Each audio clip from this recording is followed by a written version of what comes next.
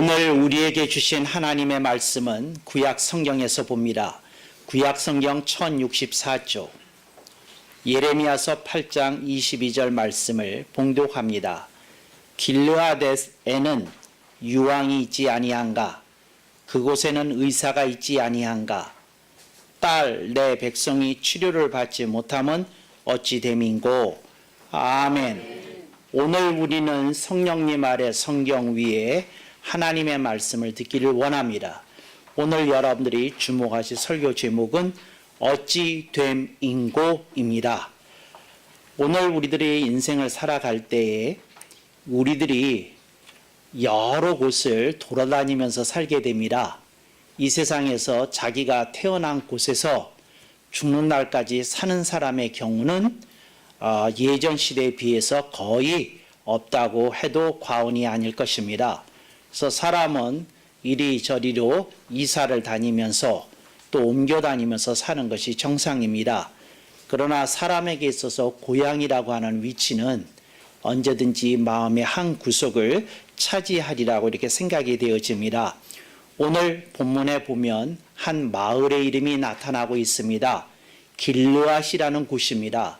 근데 이 길르앗이라고 하는 곳에는 두 가지 평판이 있습니다. 그래서 여러분들이 길르앗 이렇게 생각하시게 되면 여러분들은 오늘 이전에는 잘 모르셨을지라도 오늘 말씀을 듣고 나면 길르앗에 상반된 2대 이미지를 아마도 보시게 될 것이라고 여겨집니다. 길르앗이 갖고 있는 첫 번째 이미지는 이스라엘 역사상 가장 강력한 이적을 행했던 엘리야 선지자의 고향입니다. 이제 우리나라로 말하면 이순신 장군이 태어난 그 곳 이렇게 비견될 수 있겠습니다. 위대한 인물이 나온 곳입니다. 모든 사람이 존경하고 훈무에 맞지 않는 인물이 태어난 고향입니다. 그런데 이 마을이 어찌된 일인지 계속해서 하나님의 뜻을 거역하고 하나님의 가슴을 아프게 하는 일들이 많이 있었습니다. 그래서 이 마을에 아주 좋지 않은 평판에 따른 명칭이 붙여졌습니다. 그래서 이 길르앗은 어떻게 일컬어졌느냐 하면 행악자의 마을이다 이렇게 붙여졌습니다. 성경에서 행악자라고 하는 말은 그 범법 행위를 많이 한 사람을 가리키는 말이 아닙니다. 그러니까 그곳에서 범죄자가 많이 나왔다 그런 뜻이 아닙니다. 그곳에서 흉측한 사회적인 어떤 사이코패스가 나왔다 그런 얘기가 아닙니다.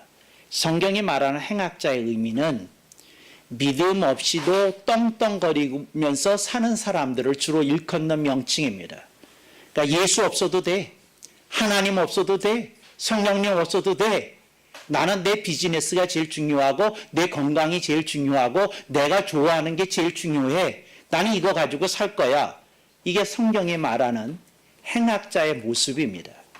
그런데 이 마을 전체가 분위기가 그리로 돌아갔다는 겁니다. 하나님 없어도 돼, 예수님 없어도 돼, 성령님 없어도 돼, 나는 내 비즈니스만 있으면 돼, 나는 내 돈만 있고 건강만 있으면 돼, 나는 다른 거 아무것도 원하지 않아, 이렇게 얘기했다는 겁니다. 근데 이 마을의 특징을 보여주는 그 의미 있는 키워드가 오늘 본문 속에 내포되어 있습니다. 보겠습니다. 유향이라는 말입니다. 여러분 기억하십니까? 신안 그러면 천일염 그러잖아요. 이건 옛날 얘기입니다만 제가 초등학교 다닐 때만 해도 대구 그러면 사과가 유명했어요. 지금은 아주 웃기는 얘기인데 그런 시절이 있었습니다. 흑산도 그러면 홍어회 이제 이런 그 어떤 지방이든지 대표적인 특산물이 있습니다. 근데 길르앗에는 특산물이 있는데 유황이 있다는 겁니다. 길르앗은 고원지대거든요. 그러니까 유황나무, 유황을 캘 수 있는 나무들이 이쁘게 자랄 수 있는 천혜의 지대였습니다. 근데 유황이 뭐냐? 이걸 이제 이해해야지 오늘 본문이 이해가 되는 겁니다. 그러니까 황금 1g과 유황 1g의 값이 똑같습니다. 그러니까 그런 마을에 사람들이 살았던 겁니다. 모든 사람들이 유양을 캐치해서 돈을 벌었습니다. 밥 먹고 사는 걱정 안 해도 되는 마을이었다, 그런 얘기입니다. 세상에서 소위 말하는 돈에 그다지 신경 쓰지 않아도 되는 부촌이 길르앗의 현상이었습니다. 그런데 사람들이 사는데 사람들이 배가 부르니까, 사람들이 밥 먹고 살만하니까 사람들이 종교를 멀리하고 신앙을 떠나기 시작했다는 겁니다. 아, 비즈니스가 바빠서 교회 못 가요. 아, 일이 바빠서 뭐 성경 볼 시간도 없어요. 아, 좀 이것저것 뭐 야간 작업하고 뭐 하다 보니까 기도할 시간도 없네요. 뭐 이러고 돌아가는 마을이 길르앗이었다, 그 얘기입니다. 이왕 가지고 돈을 벌었어요. 세상의 권세를 장악할 수 있는 재물이 길르앗에 있었어요. 이게 오늘 본문이 얘기하는 겁니다.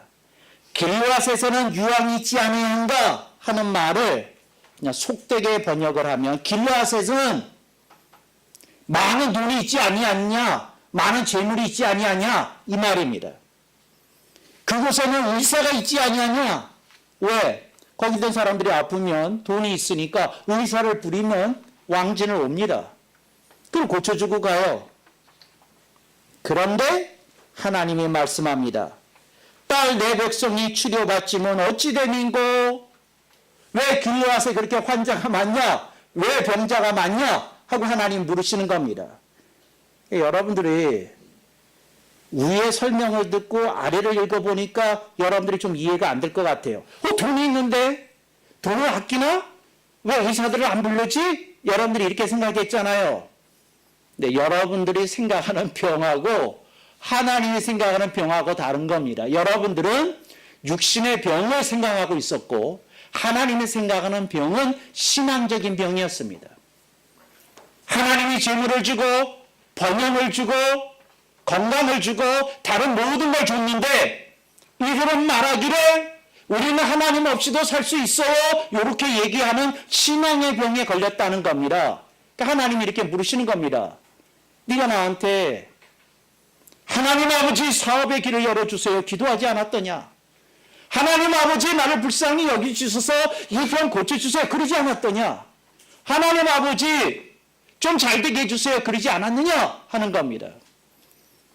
제가 요즘 기도를 하면서 가끔씩 방언으로 기도할 때가 있는데 그 필라델피아 방송을 듣는 사람들을 위해서 기도할 때가 있더라고요. 제가 알겠어요. 아, 이거 필라델피아 사람들을 위해서 기도하는 거구나. 방송 듣는 분들을 위해서 기도하는 거구나. 이렇게 알겠어요. 방송을 들으시는 분들에게 제가 한마디 하면 이런 겁니다. 하나님 아버지 영주권만 해결해 주세요. 그런 애가 하나님 잘 섬기겠습니다. 했던 사람들 한국 교회에 많습니다. 이민교회에 많습니다. 하나님 아버지 우리 아들 아이비리그에 있는 대학에 들어가기만 하면 하나님 아버지 내가 정말 주님을 본때 있게 섬기겠습니다. 모두 다는 아니지만 상당히 많은 이민가정의 자녀들이 아이비리그에 입학이 되고 졸업을 하고 그런 일이 있었어요. 또 상당히 많은 사람들이 낙심하고 인생의 회의가 깃들었을 때 하나님 아버지 날 불쌍히 여겨주세요. 내가 이것에서 벗어날 수 있게 해주세요. 하나님이 그 암흑 같은 터널을 벗어나게 해주셨습니다. 그랬는데 하나님이 말씀합니다. 그런데 네가 신앙의 병이 들어서 치료 불가 지경에 이른 건 어찌 됨인고? 하고 묻는 겁니다. 내가 네 기도 들어줬는데 내가 너를 붙잡아줬는데 내가 너를 기억했는데 내가 네 인생을 벗어나게 해줬는데 어찌 이런 일이 일어나느냐 이 얘기입니다. 우리 민족이 이랬던 시절이 있었어요. 하나님 아버지 일제로부터 해방만 시켜준다면 하나님 아버지 우리가 본때 있는 나라를 하나님께 보여드리겠습니다. 이게 3천만 조선인들의 간원이었고 대한제국 사람들의 호소였고 대한민국 사람들의 헌신이었어요. 그래서 해방하는 날 1945년 8월 15일 모든 사람이 기뻐 뛰었어요. 그때 여러분들이 동영상이나 뭐나 그걸 좀 보시기 바랍니다. 그냥 요즘으로 말하면 그냥 헝겊대기라고 밖에 볼 수 없는 데다가 양쪽에 작대기로 못을 받고 해방 쓰고 막 길거리를 뛰어다니는 사람들의 모습이 동영상에 찍혀 있어요. 그 사람들의 옷 자체가 좀 구질해요. 좀 구려요. 신발 자체가 그래요. 머리 스타일 자체 다 구려요. 다 구려. 근데 얼굴에 기쁨이 충만했어요. 몇 년 갔을 것 같아요. 하나님이 그렇게 해주셨는데 몇 년 갔을 것 같아요. 1950년 6월 25일 한국전쟁이 발발했어요. 너무도 지옥 같은 전쟁이라 사람들이 했어요. 하나님이 전쟁만 그치게 해주시면 하나님 우리는 영원토록 행복하게 살겠습니다. 전쟁이 끝났어요. 행복이 시작이 되었을까요? 불행이 시작이 되었을까요? 전쟁 중에는요, 행복이나 불행이라는 관념 자체가 없었어요. 살아남는 게 목적이었고 목표였으니까요.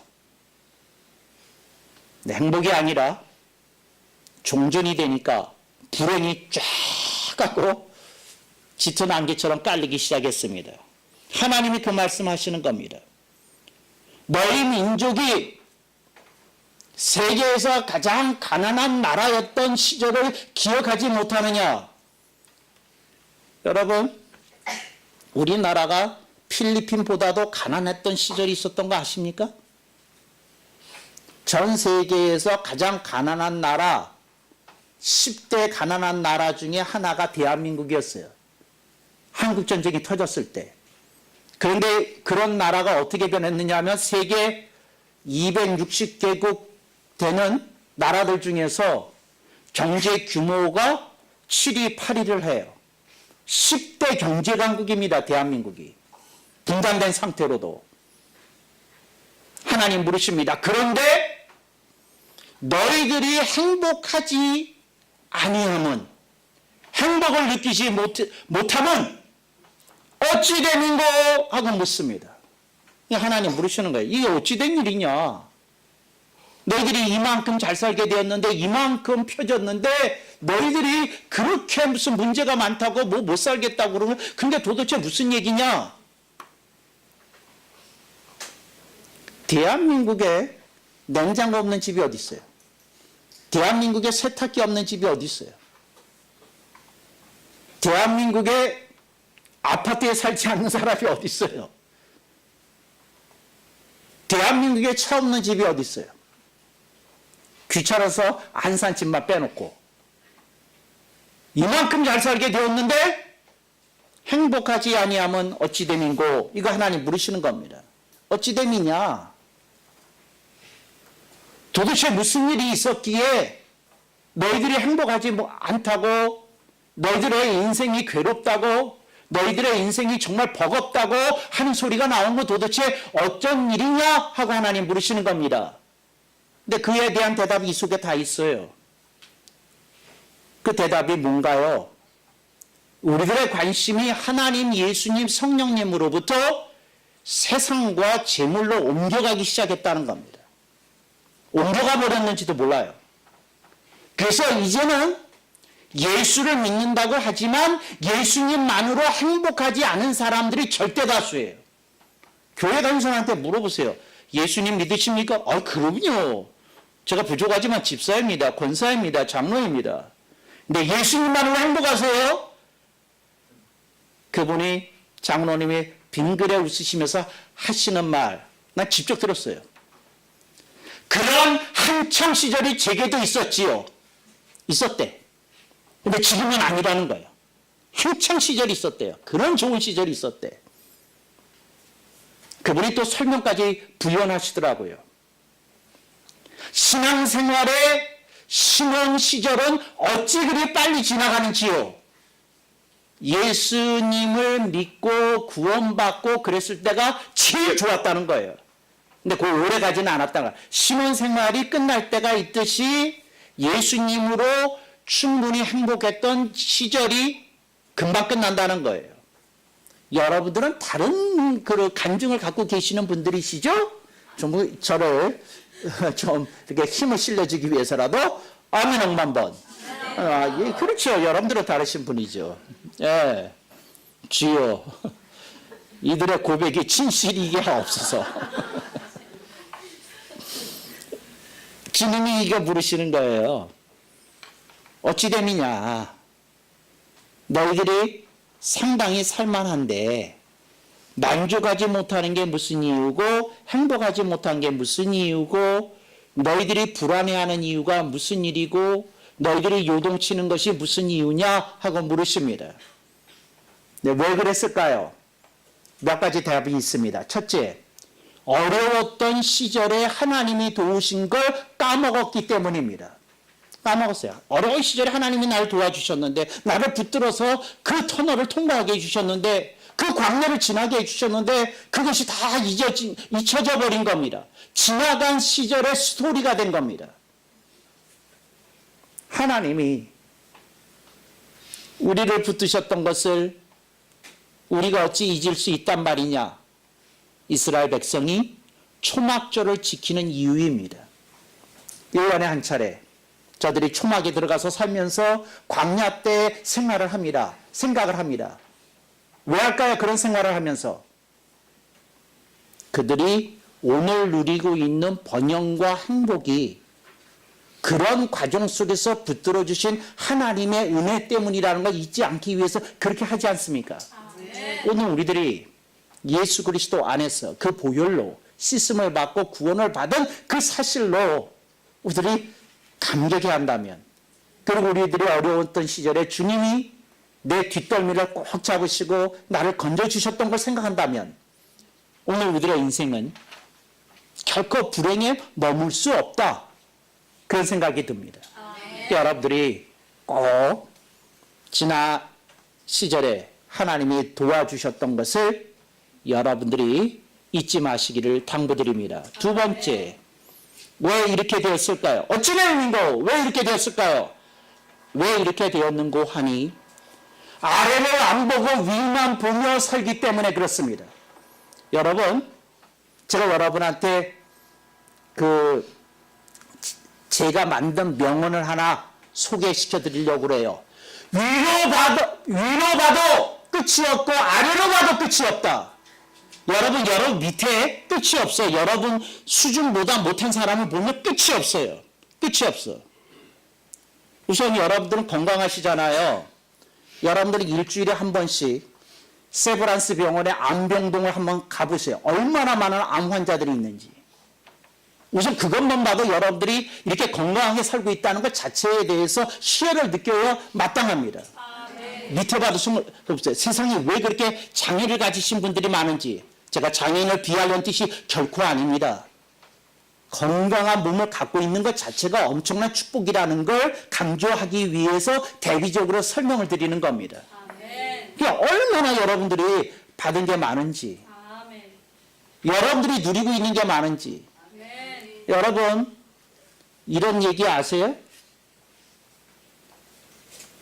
전 세계에서 스타벅스에서 커피를 못 마신 사람이 마셔본 사람보다 많다 적다 한번 생각해 보세요. 내가 가끔씩 스타벅스에 들어갈 때마다 그 생각을 합니다.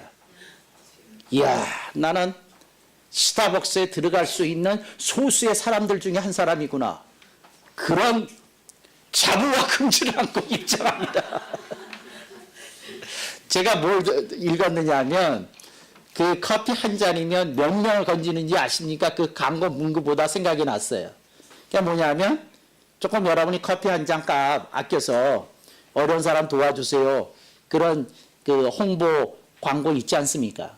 제가 그걸 보면서 생각했어요. 얼마나 많은 사람들이 이런 여유 하나 느끼지 못하면서 사는 사람들이 난민 캠프에 얼마나 많겠어요. 여러분들이 좀 아래도 보고 사시기 바랍니다. 근데 사람이 교만해지면 꼭 위만 봐요. 그 또 위만 봐도 골라서 위만 봐요. 친척들을 시켜내면 잘 사는 집부터 봐요. 우리보다 더 잘 사는지, 저 잘 된지, 좋은 차 끄는지, 뭐 이런 것만 봐요. 그래서 자기 마음을 한번 흔들어 놓습니다.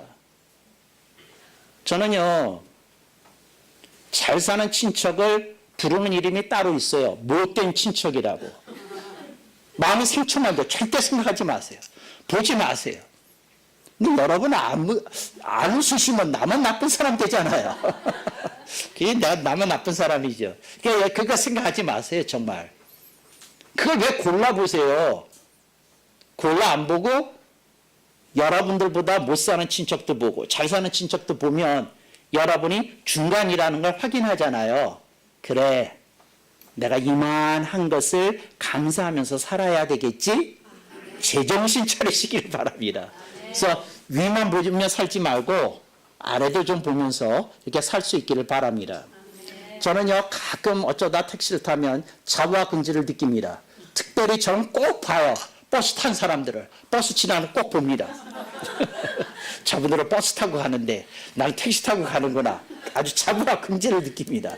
주여. 제가 차를 타고 이렇게 이동할 때 있지 않습니까? 저는 운전을 안 하지만 이동을 할 때 보면 그런 생각을 해요. 왜 그렇게 걸어다니는 사람들이 불쌍해 보입니까? 나는 차 타고 다니는데 에어컨 막 틀어놓고 그렇게 생각합니다. 제가 지금 무슨 얘기를 하려는 건지 여러분 간파하셨죠? 작은 데서부터 여러분들이 누리는 게 얼마나 많으냐. 여러분들이 그걸 좀 삶의 활력소를 좀 이렇게 일으켜 세우면 어떻겠는가. 그 말씀을 드리려고 하는 겁니다. 여러분들이 위만 보지 마시고 아래도 보고 사시기를 다시 한 번 더 당부드립니다. 세 번째, 왜 이 사람들에게 이런 일이 일어났을까요? 인생의 참된 보람은 자기 만족에 있지 않다는 것을 몰랐기 때문입니다. 여러분, 사람이 왜 불행해지는 줄 알아요? 자기 만족이 행복인 줄 알고 사는 거예요. 그런 사람들이 불행해집니다. 그리고 그런 사람들이 고독해집니다. 제가 여러분한테 말씀드립니다.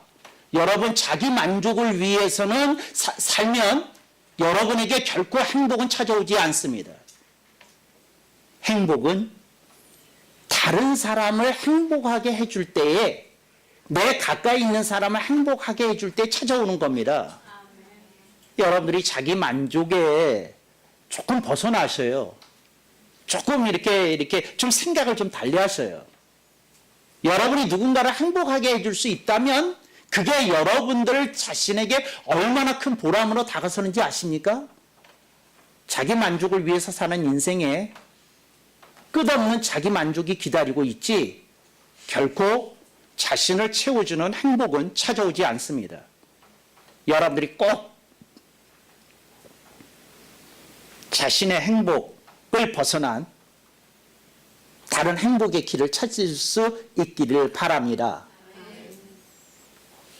그래서 제가 말을 하나 만들었어요. 따라해 보실까요?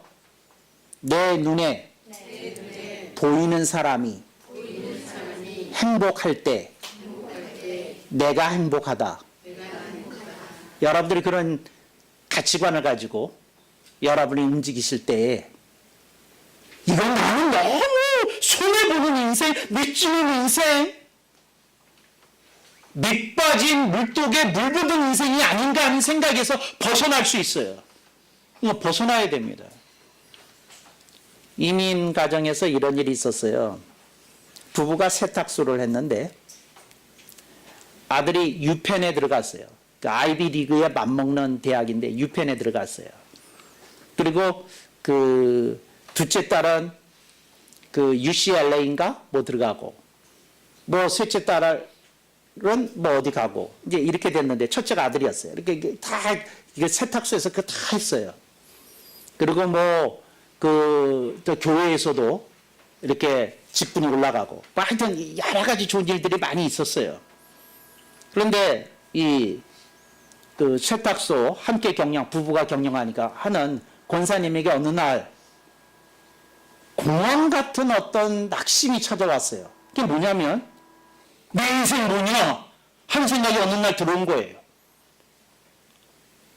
내가 아들 대학 공부시키고 딸 대학 공부시키고 뭐하고 그냥 정신없이 다 살았는데 어느 날 거울을 보니까 할머니가 거울 앞에 나타나더래요.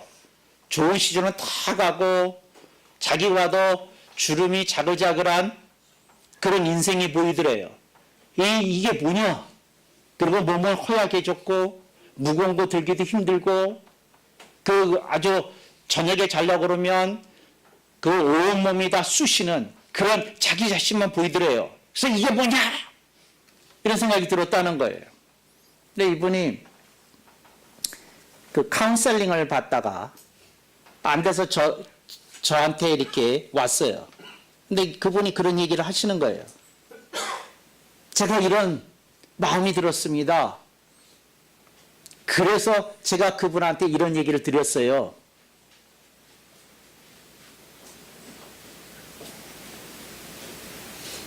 삶 속에 한번 찾아와야 될 고비가 찾아온 겁니다.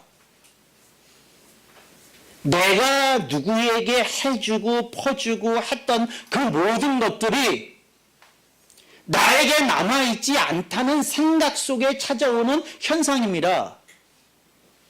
그런데 한 가지 기억하십시오. 다른 사람에게 한 것이 본인에게 한 겁니다. 예수 그리스도께서 십자가상에서 온 일을 위해서 죽으셨을 때 바로 그게 예수 그리스도의 인생의 목적이고 목표였고 그것이 예수 그리스도 자신에게 영광이 되는 길이었습니다.